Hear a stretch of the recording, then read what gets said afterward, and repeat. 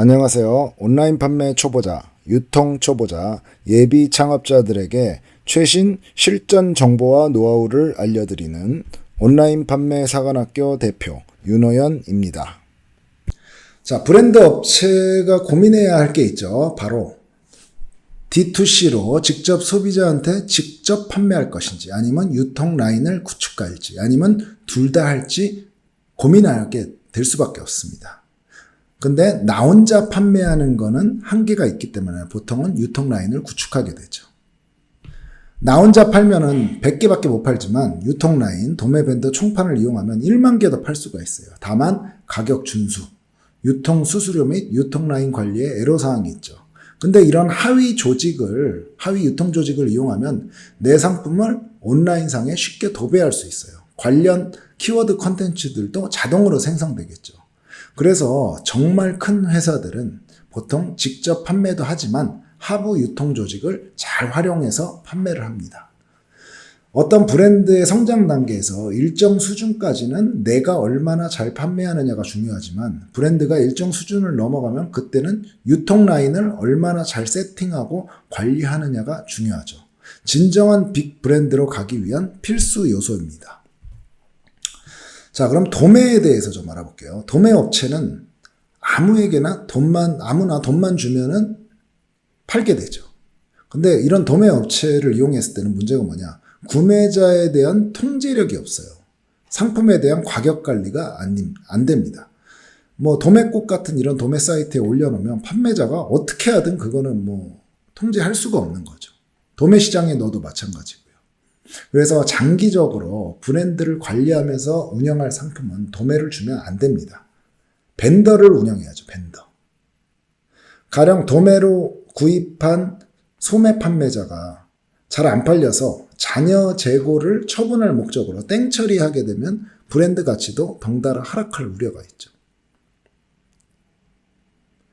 그래서 혹시 도매를 하게 되면은 판매자가 충분한 마진을 갖고 갈 수 있는 가격에 공급을 해야 이 업체가 광고나 마케팅이나 이런 걸 하면서 적정 기간 내에 소진을 할 수가 있습니다. 그래야 도매 판매에 성공할 확률이 높아지는데 소매 판매자가 제대로 팔 수 있는 그런 마진을 주지 않게 되면은 결국은 못 팔다가 땡처리로 소진하게 되는 경우가 발생할 수밖에 없겠죠. 혹시 도매 업체나 도매 사이트를 활용하게 된다면 잔여 재고를 소진해야 될 상품, 그런 상품을 이 도매 업체나 도매 사이트한테 주는 게 좋고, 가격 관리가 중요하지 않은 기획 상품, 시즌 상품을 이런 데다 뿌리는 게 나아요. 가격 준수가 확실한 위탁 도매 사이트, 가령 온채널의 가격 준수 B2B 이런 플랫폼이라든지 아니면 가격이 노출되지 않는 폐쇄물 전용 위탁 도매 사이트, 쇼지, 국민클럽 이런 데 가게 되면 가격에 대한 문제를 해결할 수가 있겠죠. 그럼 이번에는 벤더 총판 업체에 대해 알아보겠습니다. 벤더 업체란 뭐냐? 제휴된 상품을 가지고 영업대행을 하면서 수수료를 가지고 가는 역할을 하는 업체입니다. 벤더 업체는 보통 이렇게 말할 수 있어야죠. 내가 어느 유통채널, 어느 유통업체의 벤더인데 어떤 상품을 자신있게 취급할 수 있다. 이런 말을 못하는 벤더 업체는 벤더 업체가 아니에요. 그리고 벤더나 총판 업체는 상품 공급 업체와 어느 정도 계약을 맺고 진행을 하는 거예요. 단순히 도매 업체랑 틀리죠. 가격이나 물량이나 마케팅이나 유통에 대해 상품 공급 업체와 커뮤니케이션을 하면서 일정한 가이드라인을 받아서 일을 진행합니다. 그러다 보니까 가격이 무너지거나 어떤 물량에 문제가 있거나 이런 거에서 좀 자유로울 수 있죠. 일반 벤더 업체와 총판 업체의 차이를 보면 일반 벤더 업체는 제조 수입 업체와 제휴를 통해 상품을 공급받는 여러 업체들 중 하나예요. 여러 벤더 업체가 있죠. 제조 수입 업체가 유통을 할 수 있는 구역과 범위를 정해주기 때문에 상품의 유통 판매에 대한 권한이 제한적입니다. 보통 1차 벤더, 2차 벤더, 3차 벤더 이런 식으로 구분되죠. 그럼 총판 업체는 뭐냐? 총판 업체는 제조 수입 업체로부터 상품의 유통 판매에 대한 모든 권리를 위임받은 업체예요. 잘하는 벤더 업체를 보통 총판 업체로 쓰죠. 보통 제조 수입 업체에 상품 공급을 요청하면 총판 업체를 소개해 주죠. 유통 전략, 가격 전략도 제조 수입 업체와 협의해서 결정을 하고, 이런 총판 업체들은 하위에 있는 벤더 업체나 일반 온라인 셀러들에게 상품을 공급합니다. 보통 오프라인 같은 경우에는 제조 수입사가 직접 하고 온라인 총판만 두는 경우가 많죠. 아니면 폐쇄몰 총판, 이런 식으로 가격이 오픈되는 오픈몰은 직접 관리하고 폐쇄몰 쪽만 총판을 주는, 이런 식으로 보통 관리를 많이 합니다. 그러면 온라인 벤더 업체와 오프라인 벤더 업체는 어떤 차이가 있을까요? 온라인 벤더 업체는 각 온라인몰 담당자와 협업해서 특가 행사, 기획전 등을 제안 및 진행하여 판매를 촉진하죠. 온라인 벤더 업체는 이 특가 행사, 기획전 잡는 능력이 가장 중요해요. 이거 못 잡으면 온라인 벤더 업체라고 할 수가 없어요. 반면에 오프라인 벤더 업체는 주력 카테고리 상품을 제안받아 오프라인 업체에 소개하고 납품하는 그런 역할을 합니다. 오프라인 유통에서는 입점하는 게 정말 어려워요. 온라인에는 그냥 상품 입점이 아무것도 아니죠. 그냥 등록하면 되니까. 근데 오프라인 유통업체에서는 상품 하나 등록하는 게 되게 어렵기 때문에 벤더 업체의 가장 큰 능력 중에 하나가 상품 입점이에요. 오프라인 벤더는 이 납품을 하게 되는 유통업체가 보통 규모가 엄청나게 크고 폐쇄적이라서 유통업체별로 전문 벤더가 되는 경우가 많아요. 무슨 말이냐면 할인점 벤더 이렇게 안 하죠. 보통 이마트 벤더, 롯데마트 홈플러스 벤더, 롯데백화점 벤더, CU 벤더, 고속도로 유통 벤더, 식자재 벤더, 이런 식으로 특정 유통업체를 찍어서 벤더가 되는 경우가 많아요. 이런 벤더 업체, 오프라인 벤더 업체들은 그 해당 오프라인 유통업체의 임직원이 퇴사하여 인맥을 바탕으로 벤더가 되는 경우가 되게 많습니다. 근데 온라인 같은 경우는, 온라인 벤더 업체 같은 경우는 셀러부터 시작해서 파워셀러가 되면은 여러 온라인 마켓 MD들과 네트워킹이 형성되는데 이러면서 벤더가 되죠. 근데 보통 일반적으로 벤더 업체들은 좀 영세에서 1인, 2인, 3인 이런 영세 벤더가 많아요. 특히 온라인 벤더들은. 이런 특징이 있습니다. 그럼 우수한 벤더 업체, 총판 업체는 뭐냐? MD들과 각 온라인 마켓 유통업체 MD들과 끈끈한 네트워킹이 있어야 되고, 특가딜, 기획전, 균일가전 이런 세팅을 잘해야 되죠. 좋은 노출 구조, 좋은 거래 조건으로고요. 그리고 가격 관리 능력 당연하죠. 신상품 입점, 오프라인 유통 벤더 같은 경우에는 신상품 입점, 이거 정말 중요한 거죠. 그다음에 온라인 마케팅 능력, 광고, 바이럴 마케팅, 상세 페이지 제작을 잘해야 돼요. 오프라인 유통업체들은 이게 약해요. 오프라인 유통 벤더들은 온라인 마케팅을 잘 모르는 경우가 되게 많아요. 단순 입점, MD와 사바사바에서 행사 잡는 능력, 그런 것만 강하지 온라인 마케팅이 약한 경우가 많습니다. 벤더 업체나 총판 업체 선정 시에 주의할 게 있는데, 그게 뭐냐면 내 상품에 대한 관심도예요. 자, 벤더 업체나 총판 업체가 규모가 크다고 무조건 좋은 게 아니에요. 내 상품을 얼마나 관심 있게 보고 있느냐. 그게 중요합니다. 규모가 작은 업체라도 내 상품에 애정을 갖고 열심히 영업을 하고 유통을 할 의지가 있는지, 그런 걸 봐야 돼요. 그 다음에 대금 결제 매너. 이 유통에서는 결제가 지저분한 업체랑은 절대 상종을 말아야 돼요. 모든 문제는 돈에서 발생합니다. 결제 조건은 보통 선입금 또는 출고할 때 결제가 바로 이루어지는 게 좋은데, 거래 규모가 좀 커지다 보면 여신 거래를 하게 돼요. 상품을 공급한 후에 일정 기간 이후에 결제를 하는 그런 게 발생하는데, 결제 기간을 정확히 지키는지를 꼭 봐야 돼요. 결제가 한 번이라도 미뤄진다면 이것은 위험 신호예요. 더욱더 미뤄지고 돈은 많이 묶이고 그러다가 결국 사고가 터집니다. 사람이 거짓말을 하는 게 아니라 돈이 거짓말을 해요. 아무리 착하고 양심적인 사람이라도 돈에서 궁지에 몰리면 무슨 짓을 할지도 몰라요. 그래서 대금 결제가 제대로 지켜지는지 진짜 중요합니다. 아무리 영업을 잘하고 매출이 많아도 여기서 문제 터지면 여태까지 벌어놓은 거 싹 다 날리고 빚까지 질 수 있어요. 그리고 단순하게 상품 입점만 하고 관리만 하는 그런 업체가 있어요.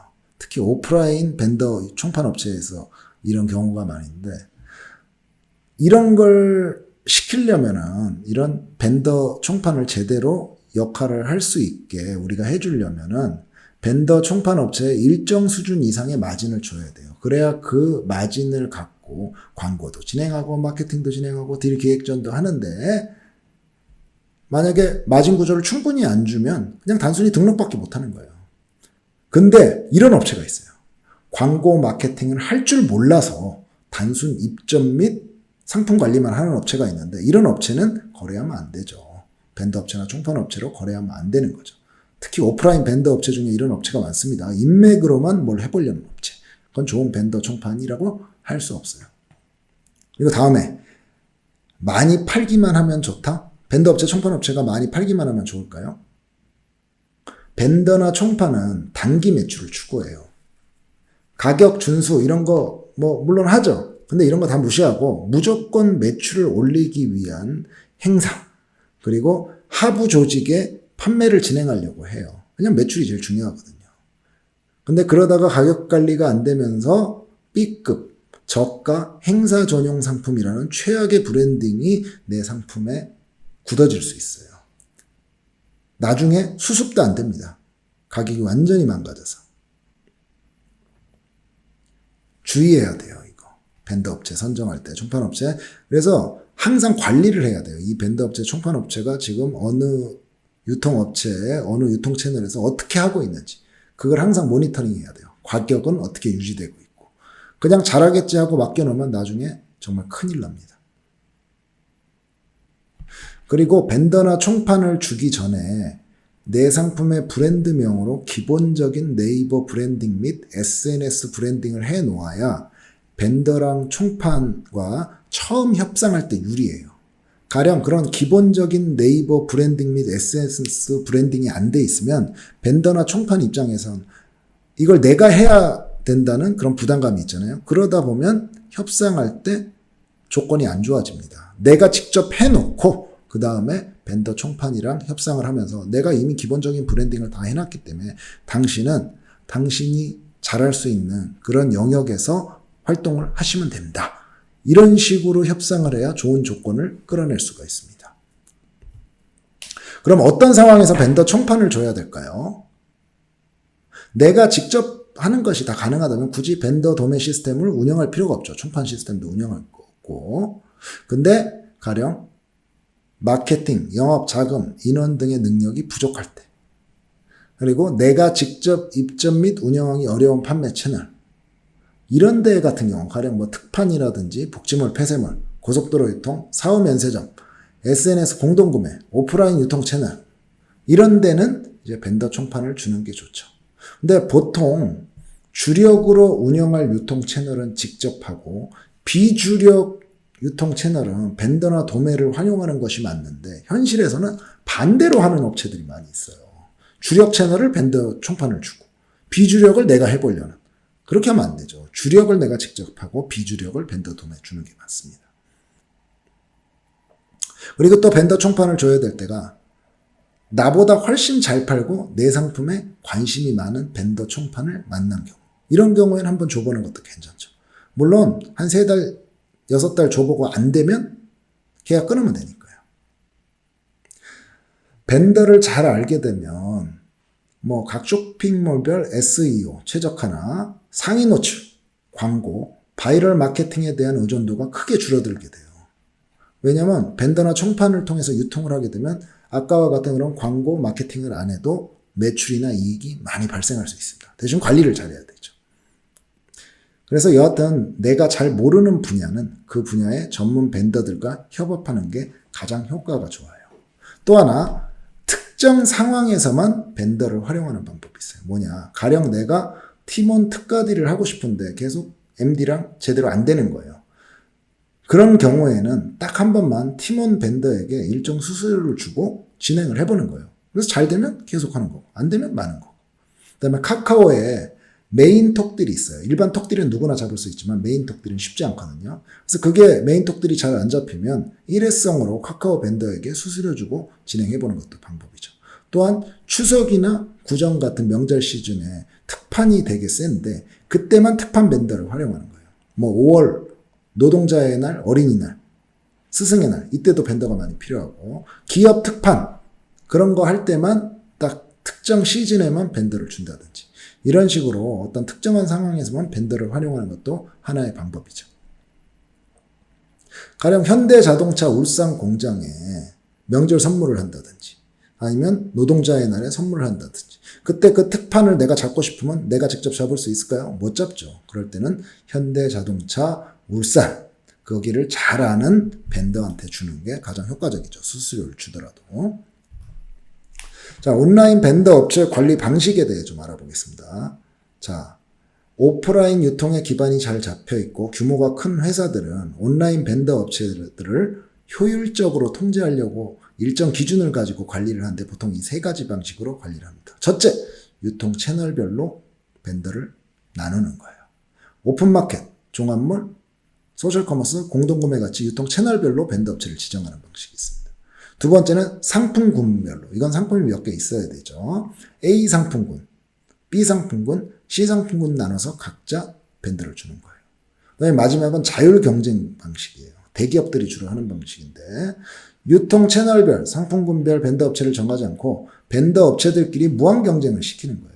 매입 금액별로 벤더가 매입하는 금액에 따라 프로모션 지원금을 걸고 달성 업체에게만 혜택을 주는 거예요. 가령 매입 금액이 5천만 원 이상이면 3% 지원금, 1억 이상이면 5% 지원금, 3억 이상이면 10% 지원금 이런 식으로 주는 거예요. 위에 여기 말한 세 가지 방식 중에 유통 채널별로 나누는 방식은 유통 채널, 이 오픈마켓 내에서는 문제가 없죠. 종합물 내에서도 문제가 없고. 그런데 결국 각 유통 채널별로 가격 충돌이 발생하는 것을 피할 수가 없어요. 이 방식은 보통 제조업체나 수입업체가 특정 유통 채널을 직접 관리하는 경우에 나머지 관리 안 하는 유통 채널에 대해서는 이렇게 주게 되죠. 이렇게 자율 경쟁 방식은 일명 개싸움 방식인데 제조 수입업체 입장에서는 우수한 벤더 업체만 끌고 가는 것이기 때문에 좋은데 벤더 업체 입장에서는 치열한 경쟁을 해야 되고 언제 퇴출될지 모르기 때문에 본사와의 관계가 장기적으로 지속되기가 힘들어요. 또한 벤더 업체들 간의 치열한 경쟁으로 인해 시장 가격 및 뭐 기타 인지도 그 브랜드가 좀 떨어질 확률이 있어요. 이렇게 상품군별로 나누는 방식의 경우는 각 벤더 업체가 관리해야 될 유통 채널이 정말 많아지죠. 이거는 상품별로 총판을 주는 거와 마찬가지예요. 그리고 광고비가 증가하는 문제점이 있지만 유통 채널별로 충돌이 발생하지 않고 상품군별로 가격 운영 정책을 수립할 수 있어서 안정적이에요.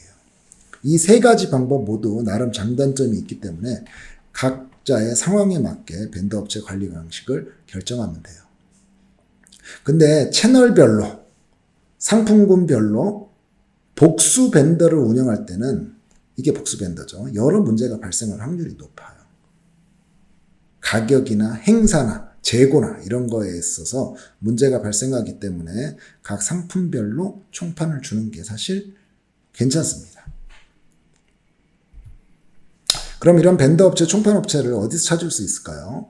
일단 온라인 카페 커뮤니티, 제가 운영하는 네이버 카페인 유통노하우연구회, 유통과학연구회, 온라인 유통센터, 그다음에 셀러들 카페인 셀러오션 이런 데 벤더 총판 업체가 널려 있어요. 그리고 두 번째, 유통 관련 오픈 채팅방, 유통 관련 네이버 밴드에도 많습니다.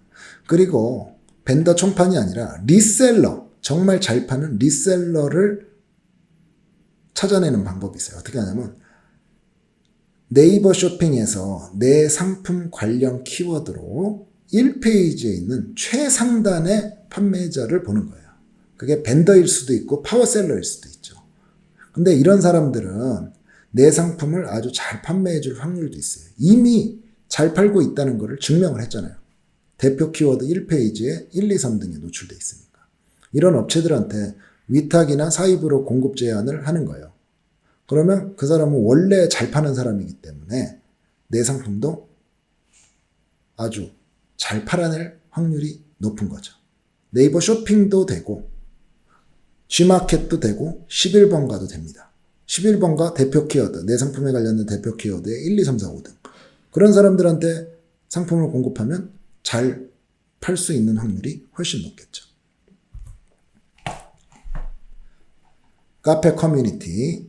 제가 운영하는 유통 노하우 연구회에는 이렇게 벤더 업체 등록이란 게시판이 있어요. 여기 벤더들이 글을 올리죠. 그럼 여기에 이 사람들한테 쪽지나 메일을 보내서 한번 협상을 해보는 거예요. 그리고 카카오 오픈 채팅방 들어가서 검색할 때 유통, 도매 이렇게 검색해서 나오는 채팅방에 들어가면 또 벤더 총판이 깔려있고, 네이버 밴드도 마찬가지예요. 유통, 도매로 검색한 후에 활성화된 밴드에 들어가면 거기서 다 찾을 수 있습니다. 밴더 업체, 총판 업체 운영할 때 핵심 포인트가 있어요. 핵심 포인트. 뭐냐면 처음에 계약 기간을 짧게 가야 됩니다. 길게 가면 안 돼요. 길게. 짧게 해보고 효과가 없으면 바로 잘라내야 됩니다. 그리고 그 밴더 업체가 잘하면 총판 계약을 맺는 게 좋지 처음부터 총판 계약 주면 안 돼요. 그리고 이 밴더 업체나 총판 업체나 판매 채널 및 범위를 명확히 정해줘야 됩니다. 안 그러면 서로 충돌이 발생해요. 밴더들끼리. 그 다음에 수수료로 가는 게 좋냐 공급가로 가는 게 좋냐, 이거는 그때그때 상황에 따라 봐야 되는 거예요. 공급가를 주고 네가 알아서 팔아라 할 때조차도 온라인 최저가는 정해줘야 돼요. 그 이하의 가격은 못 팔게. 수수료는 아예 그냥 내가 다 세팅해버리는 거죠. 가격을. 그래서 이 두 개는 현명하게 결정을 하고, 사입 조건으로 가는 게 좋냐 위탁 조건으로 가는 게 좋냐. 자, 사입 조건으로 하게 되면 가격이 나중에 무너질 수 있어요. 잘 봐요. 밴더 업체나 총판 업체한테 사입 조건으로 했어요. 그래서 이 사람들이 사입을 했어요. 근데 계약이 끝나요. 계약이 끝나고 남는 물량은 어떻게 하겠어요?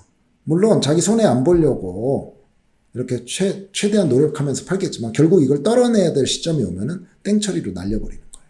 그래서 계약 전에 좀 우리한테는 불리하지만, 자, 일정 금액은 우리가 나중에 계약이 종료돼도 일정 물량은 다시 반품을 받아주겠다. 이런 식으로 협상을 해서 그 땡처리로 가격이 무너질 확률을 줄인다든지, 아니면 위탁으로 가는 것도 좋아요. 위탁으로 가면 가격이 무너질 염려가 없죠. 대신 우리가 당장 매출이 일어나지 않으니까 좀 답답하긴 한데, 위탁 조건으로 가면 가격을 확실히 잡을 수 있고, 이 밴더 업체나 총판 업체가 MD몰이나 이런 오픈몰에서 딜이나 기획전을 해서 대량으로 물량이 필요할 때 그때만 사입 조건으로 가져가라고 하는 거예요. 대신 사입 조건으로 가져갈 때는 원가를 더 다운시켜줘야 되죠. 이런 식으로 운영하는 게 현명합니다. 그리고 밴더 업체, 총판 업체는 단순히 그냥 입점만 하고 딜 기획전 잡는 거 그런 걸 잘하는 업체도 중요하겠지만 그런 건 기본이고, 광고나 바이럴 마케팅을 잘하는 업체 위주로 선정하는 게 좋아요. 근데 이런 업체를 선정할지라도 이 업체가 광고, 바이럴 마케팅을 할 수 있게 마진을 충분히 볼 수 있게 우리가 공급가를 줘야 되죠. 그래야 효과를 맺을 수 있는 거죠. 또한 계약을 맺은 이 밴더 업체나 총판 업체가 잘하고 있는지, 가격 준수는 잘하고 있고 MD랑 커뮤니케이션 잘하고 있고 하부에 밴더 업체 개인 셀러들을 잘 관리하고 있는지 꾸준히 확인해야 돼요. 앞에서도 얘기했지만 그냥 맡겨놓고 나 몰라라 하고 있으면 나중에 가격이 걸레가 돼 있어요. 그래서 그거 수습이 안 됩니다. 브랜드 완전히 망가져요. 그렇기 때문에 이 7가지 주의해야 되고, 밴더 업체나 총판 업체의 말을 맹신하면 안 돼요. 기본적으로 밴더 계약이나 총판 계약을 따내려고 허풍이 들어가 있거든요. 특히 이런 업체들이 있어요. 광고나 마케팅 전문가인 저희에게 주면 엄청난 매출을 올릴 수 있습니다. 과거에 이런 상품들도 성장을 시켰어요. 저희가 초반 3개월에 월 1,000만 원 이상 광고비를 쓰면서 활성화시키겠습니다. 그러면 그걸 들은 제조업체나 수입업체는 혹하게 되죠.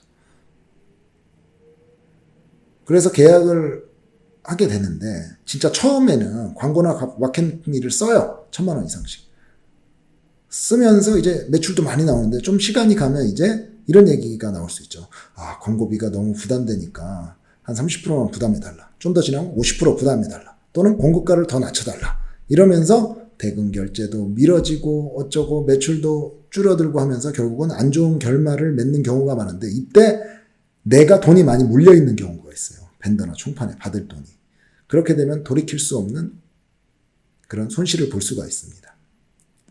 그래서 벤더 업체, 총판 업체의 말을 무시하면 안 되지만 너무 맹신해서도 안 돼요. 주의해야 됩니다. 또한 제가 계속 강조하고 있는 종합몰 있잖아요. 대기업 종합몰. CJ몰, 신세계몰, 현대몰, 롯데몰 같은 이런 대형 종합몰은 내가 직접 운영하는 게 좋아요. 여기는 온라인 업계의 프리미엄 몰이에요. 그런 데는 내가 직접 MD들도 만나고 직접 관리하는 게 좋습니다. 만약에 내가 직접 못한다. 그래서 이것까지 벤더 총판한테 준다 그러면 나의 사업자 코드로 종합몰 코드를 발급받아서 벤더나 총판이 운영하게 하는 게 좋습니다. 물론 이 조건을 수용할 업체가 별로 없어요. 왜냐하면 우리를 위해 종합몰 코드를 별도로 관리한다? 이거 쉽지 않거든요. 근데 종합몰을 벤더나 총판을 주게 되면 계약이 종료되면 여태까지 운영해왔던 그런 판매 수량 데이터나 후기들을 못 쓰게 돼요. 왜냐하면 코드를 새로 받아야 되거든요. 내가 들어가려고 그러면. 벤더나 총판과의 관계가 악화돼서 계약이 끝났는데 그 기존의 상품 코드에 대한 양수 양도를 제대로 해줄 리가 없거든요. 그래서 웬만하면 종합몰은 내가 직접, 가장 중요한 몰이니까, 온라인 유통에서 가장 중요한 게 종합몰이니까 그 대기업 종합몰만큼은 내가 직접 관리하든지 아니면 내가 딴 코드를 운영 대행을 벤더나 총판이 한 그런 식으로 하는 게 좋습니다. 여하튼 벤더나 총판 도매를 잘 운영하면 내 매출을 10배, 100배를 만들 수가 있어요. 그렇기 때문에 항상 이 벤더, 총판, 도매에 대해서 관심을 많이 기울여야 됩니다. 온라인 판매 사관학교 www.retailcampus.co.kr에 접속하시면 온라인 판매 사관학교에 총 25시간 85강 모든 온라인 동영상 강의를 들으실 수 있고 5개월간 저에게 1대1로 무제한 개인 코칭을 받으실 수 있습니다.